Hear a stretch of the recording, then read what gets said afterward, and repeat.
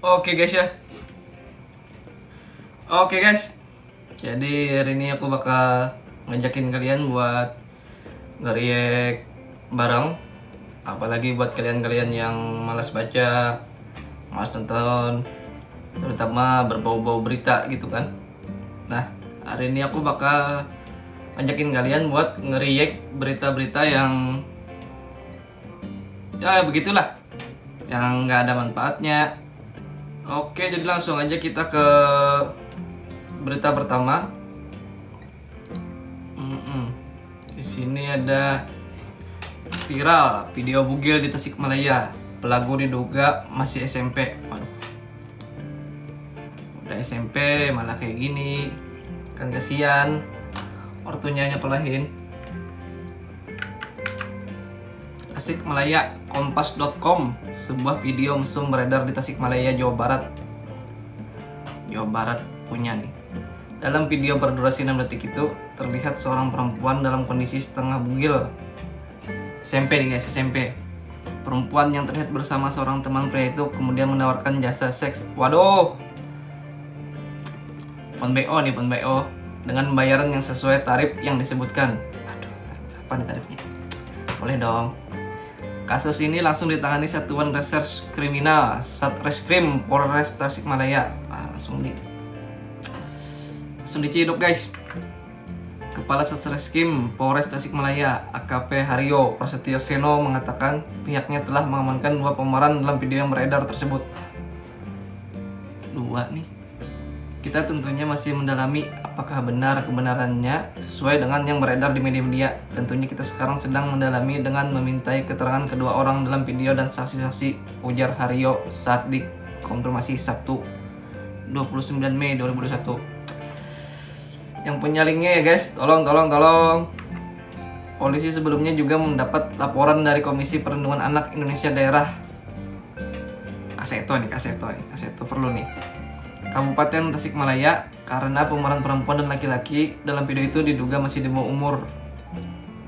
Aduh, cowok cewek masih SMP malah bikin kayak ginian. Belajar dong yang benar. Ketua KVAID Kabupaten Tasikmalaya atau Rinanto mengatakan pelaku dalam video mesum itu merupakan siswi sekolah menengah pertama SMP. Setelah ditelusuri, ternyata anak perempuannya masih berstatus siswi kelas 1X99, salah satu SMP, ujar Rinanto kepada wartawan Sabtu. Atau langsung melaporkan kejadian ini ke Unit Perlindungan Perempuan Anak PVA Satreskrim Polres Tasikmalaya untuk diselidiki lebih lanjut. Kami pun berterima kasih kepada pihak Satreskrim yang bergerak cepat dalam menangani kasus ini. Aparat nih mesti cepat bro, ini mesti cepat ini bahaya nih. Menurut atau diduga ada beberapa orang yang terlibat dalam video itu, namun hal itu belum bisa dipastikan lebih lanjut. Nanti setelah pemeriksaan Satreskrim Polres Tasikmalaya akan lebih jelas motif dan tujuan para pelaku, kata dia. Nah, udahlah, nggak usah macam-macam, sekolah aja yang benar. Masih SMP juga. Ntar lah kalau mau nyari duit, janganlah kayak gitu. Masa bikin video telanjang, BO, kan kasihan maknya nyekolahin. Ntar gedenya 60 juta lagi. Oke, next. Jual film ilegal, pria Korea Utara ditembak mati di hadapan 500 orang. Waduh, Kim Jong Un nih emang ada-ada aja nih, kebijakannya macam-macam. Pyongyang, kompas.com, masih dari kompas.com, tulis Ardi Priyatno Utomo. Seorang pria di Korea Utara ditembak mati di hadapan 500 orang setelah dia ketahuan menjual film ilegal. Jual film ilegal, pantas. Tapi masa kayak gitu lah, di Indonesia aja banyak film-film ilegal dijual di pasaran nih, pinggir jalan. Terusnya mah Indonesia lebih tegas lagi kayaknya nih buat film ilegal. Kan kasihan yang nyediain jasa buat nonton berbayar itulah. Sumber di Daily Inki. mengungkapkan pria Bermagali itu dicap otoritas setempat sebagai elemen antisosialis. Dia dieksekusi pada Kamis pekan lalu, tanggal 20 Mei 2021 karena menjual film dan musik dari Korea Selatan. Oh, pantas nih dari musuh bebuyutan. Kayaknya dia ditangkap dan 40 hari kemudian ditembak mati di depan 500 orang, termasuk keluarganya di Wonsan, Provinsi Gangwon. Sebelum dieksekusi, Lee merupakan kepala teknisi di Komisi Manajemen Pertanian Wonsan yang dilansir dari Mirror Kamis. Dia dilaporkan oleh anak pemimpinnya setelah diam-diam menjual CD maupun USB berisi film dan musik Korea Selatan. Wah, tukang adu ini anak pemimpinnya ini. Atau gak dikasih cuan kali anak pemimpinnya. Harusnya bagi-bagi hasil lah. Mau tutup mulut. Ini merupakan eksekusi pertama di Provinsi Gangwon karena aksi antisosialis berdasarkan undang-undang anti-reaksioner yang tegas, jelas pemerintah setempat. Ya terserah Kim Jong Un lah, mau bikin negaranya kayak gimana kayak. Jual film ilegal nggak boleh, tapi ya mungkin kalau film legalnya dari Korea Utara juga nggak apa-apa sih kayaknya. Pemerintah Gangwon menyatakan di masa lalu hukuman yang bakal diterima Lee adalah dikirim ke kamp kerja paksa. Masih ada kerja paksa. Adalah kesalahan fatal jika berpikir Anda bisa mendapat hukuman ringan. Perilaku itu bisa membantu orang melawan sosialisme, ujar otoritas. Setelah pemerintah membacakan putusannya, sumber tersebut mengatakan Lee dihujani sekitar 12 tembakan. Iya, 12. Satu aja udah ngeri, cok. Tubuh Lee yang sudah tak bernyawa kemudian dimasukkan ke dalam kotak dan dibawa entah kemana. Terang sumber itu. Waduh. Udah dihukum mati, masukin dalam kotak, nyawanya nggak tahu, mayatnya nggak tahu ditaruh di mana. Kenapa nggak dikasih ke keluarganya aja lah? Eksekusi itu membuat istri dan anak-anak Lee terkulai di barisan depan. Anjir, nonton pak istri sama anak lagi. Mereka kemudian dibawa ke kamp kerja paksa. Si bapaknya mati, istri dan anak dibawa ke kamp kerja paksa. Sumber tersebut menuturkan tetangga langsung menangis melihat keluarga Lee yang tersisa diangkut oleh pemerintah Gangwon. Namun mereka harus tutup mulut, jika tidak mereka akan dituduh bersimpati kepada pelaku reaksioner, kata sumber Korea Utara tersebut. Kini fokus otoritas Gangwon adalah memburu para pembeli barang ilegal Lee yang mematok harga hingga $12. Nah, akan pasti dijual nih. Tuh tadi yang ngadu pasti nggak dapat nih, nggak dapat jatah. Selain dia terdapat 20 orang yang dituding menjual barang dari Korea Selatan dan saat ini tengah menanti hukumannya. Sumber tersebut melanjutkan berdasarkan undang-undang anti-reaksioner, setiap orang yang kedapatan menonton film negara tetangga bakal dihukum berat. Kok sampai segitunya ya? Pilihannya seumur hidup atau mati. Anda juga bisa dipenjara karena tak melaporkannya. Semua orang hidup dalam ketakutan, ujar dia. Kim Jong Un emang sangar. Gile.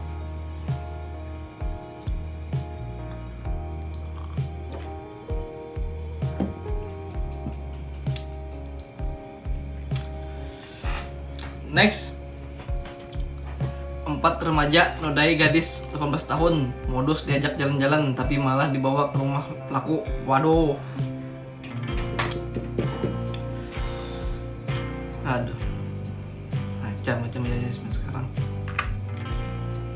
Dilansir dari tribunnews.com, kasus ruda paksa yang dilakukan oleh anak di bawah umur terjadi di Kabupaten Ketapang, Kalimantan Barat, bos. Diketahui yang menjadi pelakunya adalah 4 orang remaja yang masih di bawah umur. Keempatnya berinisial M, 16 tahun, H, 15 tahun, A, 17 tahun, dan R, 17 tahun. Yang digilir 18 tahun, yang ngegilir di bawah 17 tahun.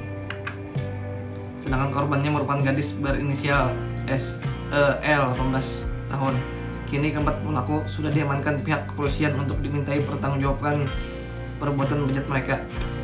Nih, mesti berat nih hukumannya nih. Kan kasihan anak orang.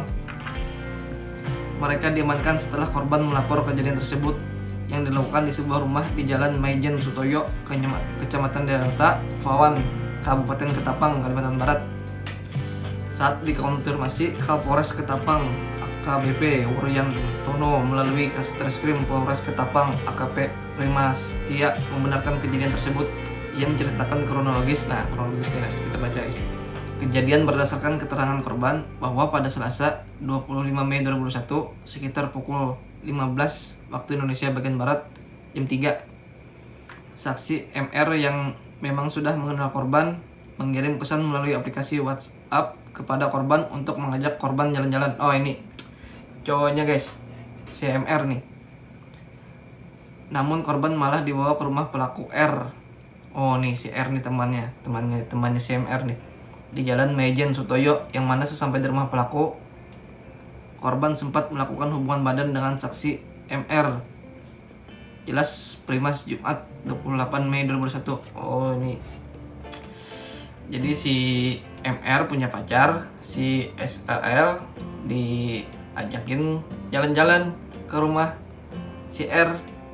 Setelah selesai melakukan hubungan badan, lanjut Primas. Saksi MR keluar kamar dan meninggalkan korban sendiri di kamar. Nah, udah selesai kan? Si MR keluar, si SL masih di kamar. Tak lama kemudian, keempat pelaku datang ke rumah tersebut dan melihat korban di dalam kamar tanpa busana. Ya, siapa lah yang gak pengen lihat cewek gak pakai baju. Kemudian kedua pelaku yaitu H dan R masuk ke dalam kamar dan melakukan persetubuhan secara paksa kepada korban. Modus nih kayaknya, Nih kayaknya mah udah direncanain. Sementara pelaku A dan M hanya memegang serta meraba bagian tubuh korban. Nanggung. Atas kejadian itu, korban langsung melaporkan kejadian ke Polres Ketapang, tegasnya. Selain pelaku, polisi juga mengamankan barang bukti berupa satu helai celana panjang milik korban, satu helai baju kemeja warna hijau milik korban, sepasang dalaman milik korban, satu baju mini set milik korban, satu buah kasur dan satu buah bantal milik pelaku. Atas perbuatannya kepada kedua pelaku yaitu H dan R terancam dengan pasal 285 KUHP, yaitu tentang persetubuhan secara paksa dan dengan cara mengancam dan disertai perbuatan cabul dengan ancaman maksimal 12 tahun penjara. Langsung dah 12 tahun aja langsung. Sedangkan kepada pelaku A dan M diancam dengan pasal 86 KUHP, yaitu tentang perbuatan cabul dengan ancaman maksimal 9 tahun penjara bekasnya. Jadi yang ikut main si H dan R, terus yang A dan M cuman megang-megang aja katanya. Kasian sih yang A dan M, nggak cuman megang doang, 9 tahun hukuman. Beda 3 tahun sama yang ikut main.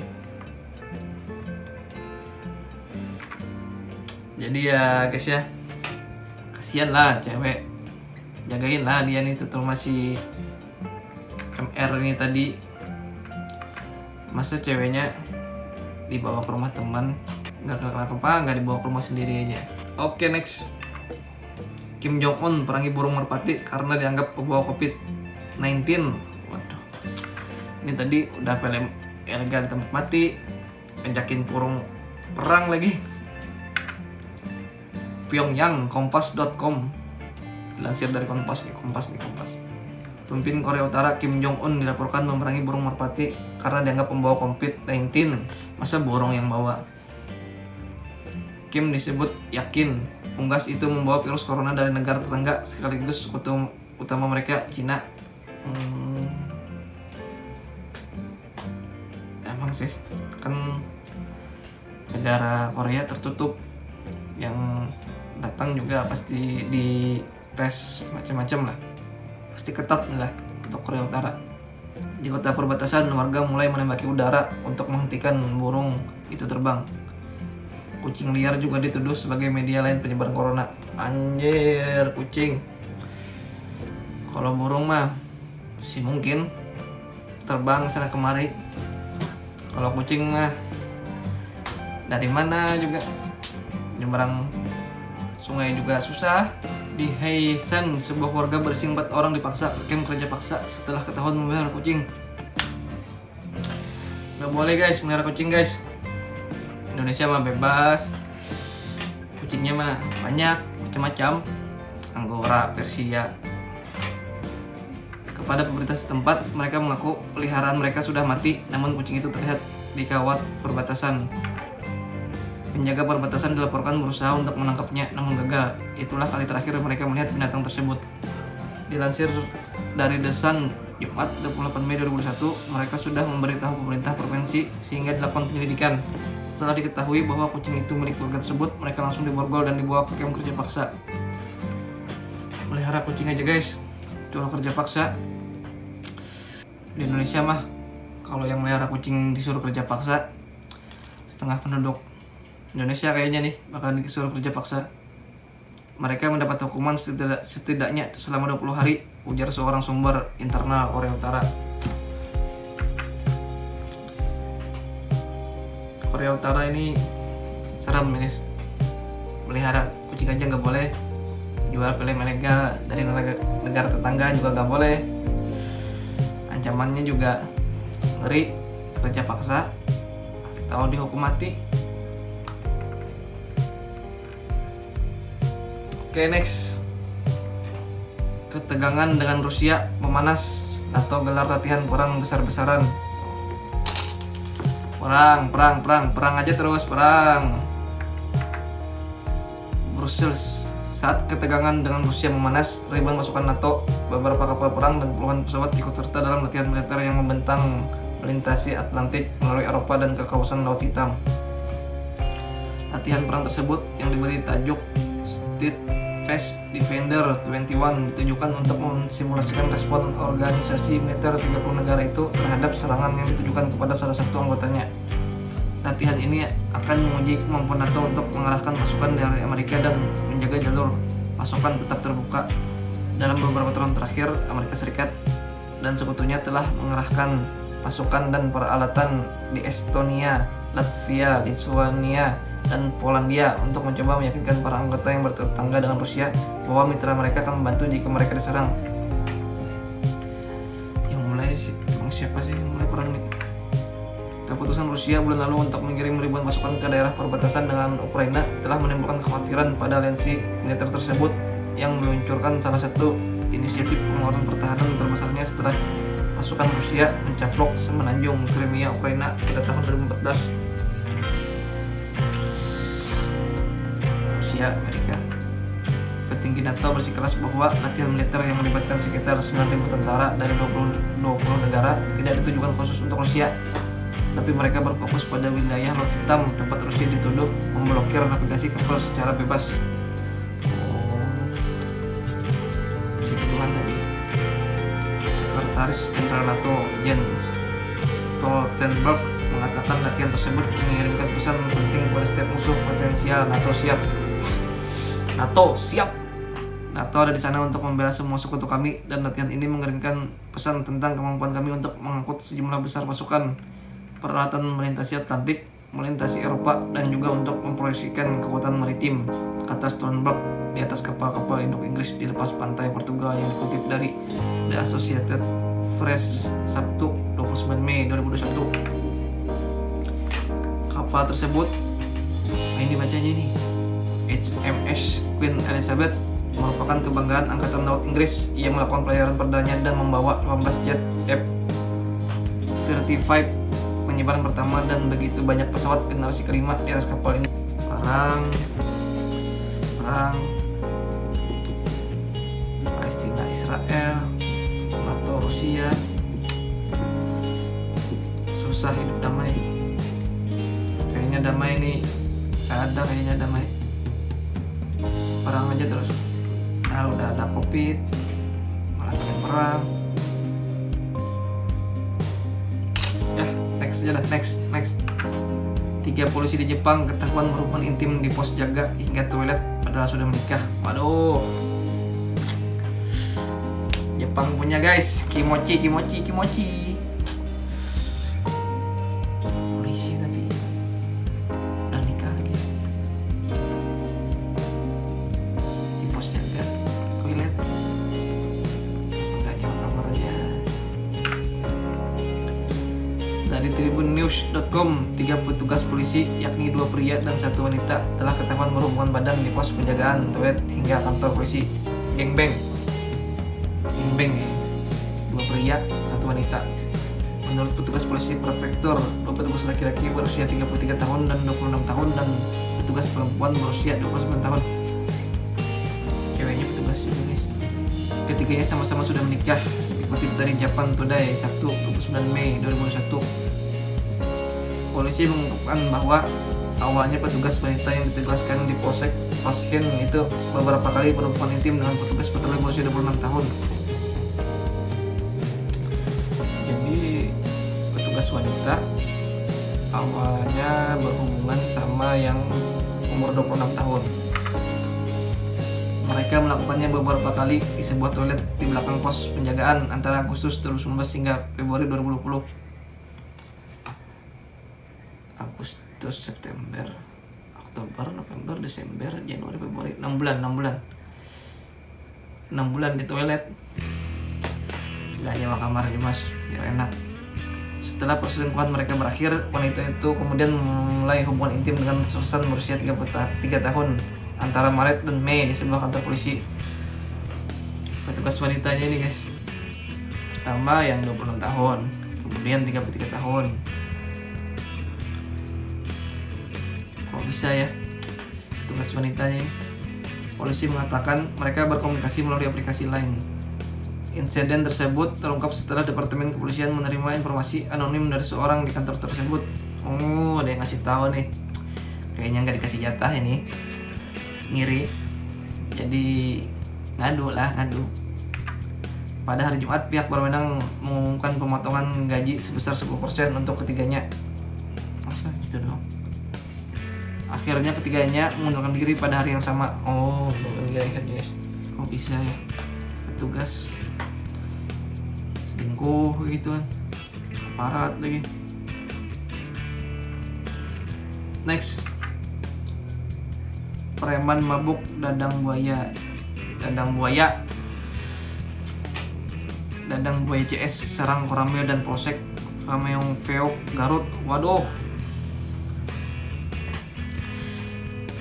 preman guys nyerang Koramil dan Polsek. Mabuk di Garut. Aksi nekat dan sok jago dilakukan seorang preman bernama Dadang Buaya bersama teman-temannya bersenjatakan parang dan golok. Parang sama golok doang bos. Pelaku menyerang markas Koramil, Pameongpeok dan Polsek Pameongpeok Jumat 18 Mei 2021 sore. Peristiwa berawal saat Dadang Buaya adu mulut dengan seorang nelayan berinisial JK. Oh, ini awalnya nih. Kronologi. Kapolres Garut AKBP Adi Beni Cahyono menjelaskan saat itu sang nelayan baru saja pulang melaut. Adu mulut terjadi saat keduanya berpapasan di jalan. Oh, ini awalnya. JK habis ngelaut pulang papasan sama si Dadang Buaya tadi. Pelaku DA salah jalur karena orangnya mabuk. Oh, mabuk guys. Salah jalur. Oleng kapten. Ribut dengan pengendara lain nelayan itu lari ke dalam Koramil dikejar sama pelaku, tutur Kapolres. Jadi ini si nelayan tadi udah mundur, kabur kan, biar nggak adu mulut. Tahu-taunya si Dadang ngejar ke Koramil. Saat itu DA mengendarai sepeda motor dan hampir menabrak JK. JK yang kaget langsung menegur DA. Mabuk guys, mabuk. Tidak diterima ditegur, DA turun dari motornya dan menodongkan pisau ke leher JK lalu menamparnya. Wow. JK menghubungi adiknya yang seorang aparat untuk membantu menengahi permasalahannya. Tidak terima ditengahi, DA malah terlibat cekcok dengan adiknya JK dan terlibat perkelahian. Warga yang menyaksikan peristiwa tersebut melaporkan kejadian itu kepada polisi yang bertugas sebagai Babinmas Desa Mancagahar. Bukannya mereda, DA malah menyerang Babinmas dan membantingnya. Lalu DA merampas golok Dadang. Lalu merampas golok milik petani yang sedang melintas di lokasi, lalu mencoba membacok Babinmas namun berhasil digagalkan. Aksi brutal DA berhasil dihentikan anggota Polsek Pameongpeok. DA yang tidak puas dengan kejadian tersebut kembali bersama 15 orang temannya mendatangi Koramil Pameongpeok mencari adiknya JK. DA yang dalam Dadang yang dalam keadaan pengaruh minum alkohol mencoba menerobos masuk ke dalam Koramil sambil membawa senjata tajam. Nyerang Koramil guys. Mabuk tapi anggota Koramil berhasil menghalau DA dan mengamankan sejumlah senjata tajam milik pelaku. Iyalah. Itu nggak ditembak nih. DA pun berhasil diusir oleh anggota Koramil Pameng Peok. Sempat terjadi adu mulut antara DA dan sejumlah anggota. Ya orang mabuk mah mau gimana lagi. Tidak puas dengan yang terjadi di markas Koramil Pameng Peok, DA Dadang mendatangi Polsek Pameng Peok mencari anggota kepolisian yang sebelumnya terlibat cekcok dengan DA. Oh ini dibanting tadi kayaknya guys. Di Polsek Pameng Peok ia lalu membuat keributan tapi akhirnya diusir keluar. DA akhirnya melakukan kesalahannya dengan menyerang salah satu anggota kepolisian yang sedang berada di luar polsek. Nyari korban lain nih. Dadang berhasil tenangkan, kemudian ia diminta untuk pulang. Koramil Pameng Peok lalu berkoordinasi dengan Polsek Pameng Peok untuk menangkap DA dan lainnya yang terlibat. Hingga akhirnya DA dan satu orang temannya berhasil ditangkap di rumahnya masing-masing. Habis kayaknya nih guys. Lagian lah mabuk anarkis. Janganlah mabuk. Kalau mau mabuk mah santai, nikmatin sendiri aja, jangan ganggu-ganggu orang lain.